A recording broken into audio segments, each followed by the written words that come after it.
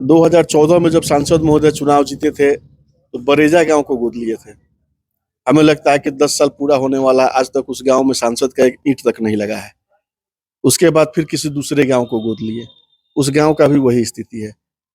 गोद ले लेने से गांव का विकास नहीं होता। इस गांव के लोगों का ये कहना हुआ कि सांसद महोदय को तो हम 10 साल में देखे ही नहीं है, चेहरा तक नहीं पता है कि सांसद कौन है। केंद्र सरकार के पास अभी बहुत बड़ा दो तंत्र है, एक सीबीआई और एक ईडी, जिसके माध्यम से वो किसी भी तरीके से लोगों को डराने का काम कर रही है, दबाने का काम कर रही है, प्रशासनिक रूप से दबाव बना रही है और मजबूर करके अपने दल में मिलाने का काम कर रही है। तो मेरे पिता का ईंट का सोलिंग कराया हुआ सड़क है, आज भी वो सोलिंग ही है, उसके आगे उस पर काम नहीं हो पाया। गांव के लोगों का कहना है कि तो आपके पापा का कराया हुआ आज भी वैसे ही है, 10 साल हो गया, 12 साल हो गया, कोई प्रतिनिधि इस पर ध्यान नहीं दिया। 5 साल से लगातार क्षेत्र में है।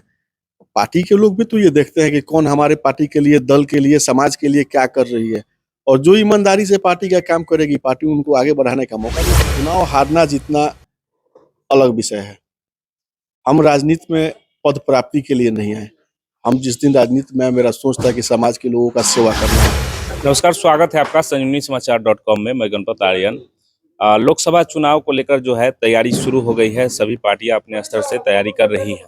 अभी हमारे साथ महाराजगंज लोकसभा के आरजेडी के पूर्व प्रत्याशी रणधीर सिंह हैं।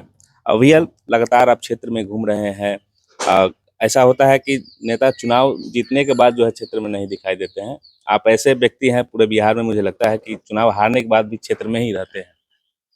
सबसे पहले आपके चैनल संजीवनी समाचार को मेरा बहुत बहुत धन्यवाद है। और देखिए, क्षेत्र को जो अपना क्षेत्र समझेगा वो क्षेत्र से बाहर ही रहेगा।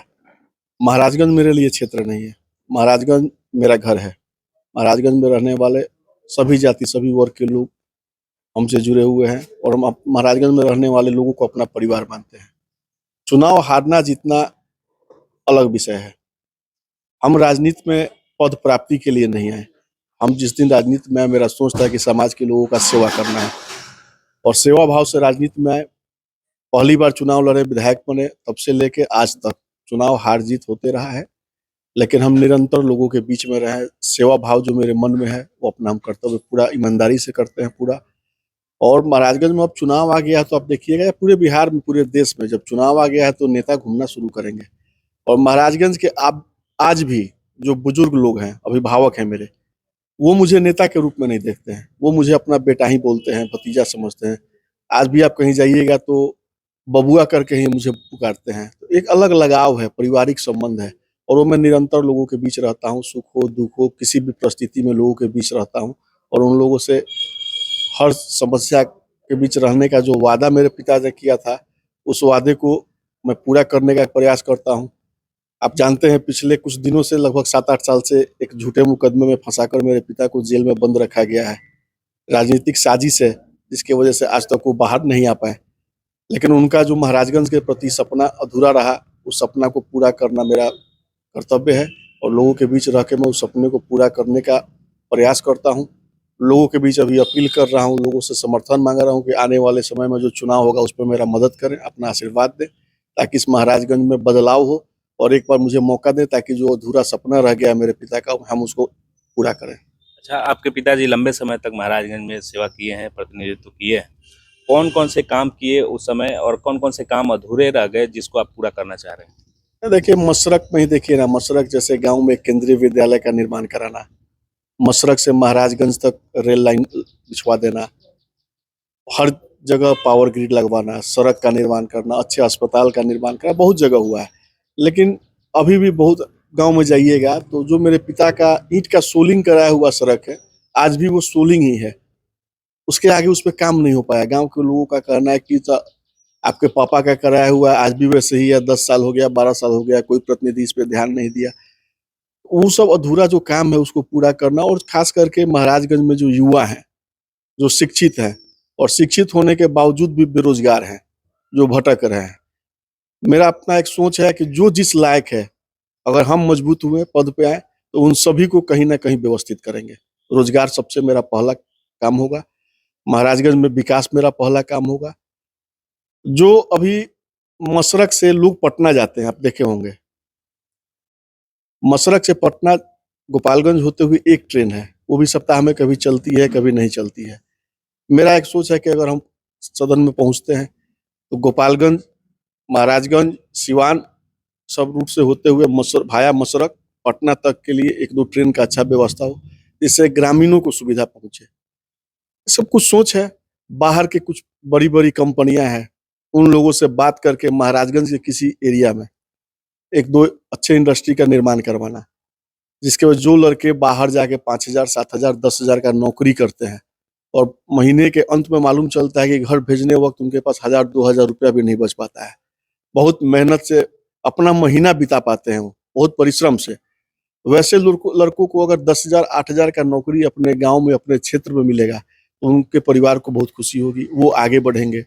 अगर महीने का यहाँ पे रह के वो 5,000 ही बचाते हैं, तो उनके लिए एक संपत्ति होगी। तो ऐसा कुछ मेरा सोच है महाराजगंज के प्रति और मुझे विश्वास है कि महाराजगंज के लोग मेरे ऊपर विश्वास करके इस बार मुझे मौका देंगे और जो भी हमने सोचा है और जो अधूरा सपना मेरे पिता का है, उसको हम मजबूती से पूरा करेंगे। अच्छा, जो अभी वर्तमान सांसद हैं और केंद्र की जो योजनाएं हैं, वो महाराजगंज में कितना धरातल पर उतरा है और सांसद ने जिस गांव को गोद लिया था उस गांव में कितना विकास हो पाया, आप कैसे इसको देखते हैं? 2014 में जब सांसद महोदय चुनाव जीते थे, तो बरेजा गाँव को गोद लिए थे। हमें लगता है कि 10 साल पूरा होने वाला है, आज तक उस गाँव में सांसद का एक ईंट तक नहीं लगा है। उसके बाद फिर किसी दूसरे गाँव को गोद लिए, उस गाँव का भी वही स्थिति है। गोद ले लेने से गाँव का विकास नहीं होता है। विकास करने की क्षमता, कहाँ से पैसा आए, ये उनको टेक्निक ही नहीं पता है। वो पूरे महाराजगंज में आप घूमिए ना, हम तो निरंतर घूम रहे हैं, हमको उनके विरोध में लड़ना है, तो हम तो उनके बारे में बोलेंगे। आप मीडिया में हैं या आम लोगों के पास जाइए, आप उनसे बात कीजिए, उनसे पूछिए कि 10 साल में सांसद महोदय का महाराजगंज में विकास का कार्य क्या हुआ है। आम आदमी बताएंगे इस पे।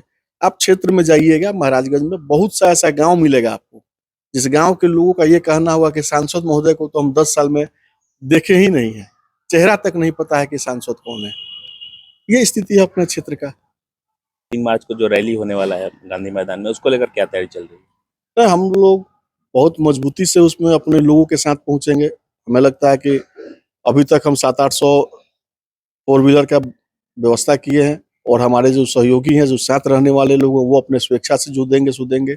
हम लोग लगभग 1000 गाड़ी के साथ अपने लोगों को लेकर पटना पहुंचेंगे और हम ही नहीं, जो भी राजद को मानने वाले लोग हैं, राजद से जुड़े हुए लोग हैं, चाहे वो प्रतिनिधि है, कोई मजबूत कार्यकर्ता है, जो सक्षम है, अपने व्यवस्था से अपने लोगों को लेकर पटना हम लोग 3 तारीख को पहुंचेंगे। अच्छा, आप लोग कर रहे थे कि तेजस्वी यादव बोले थे कि खेला होगा और लगातार आरजेडी टूट रही है, कांग्रेस के विधायक जो है भाजपा में गए हैं, आरजेडी के 3 विधायक टूट गए, अभी एक और विधायक चली गई भाजपा में। इसको आप कैसे देखते हैं? नहीं, ये तो गया लोग, ये दुर्भाग्यपूर्ण बात है।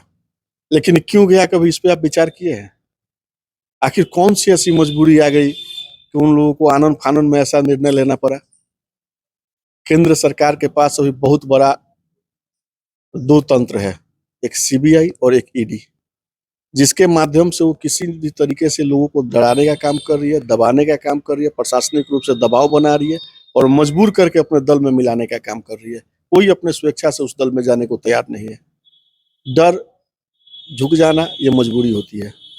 तो आप अपने पार्टी की तरफ से को लेकर आश्वस्त हैं कि महाराजगंज से आप ही प्रतिनिधित्व करेंगे आरजेडी?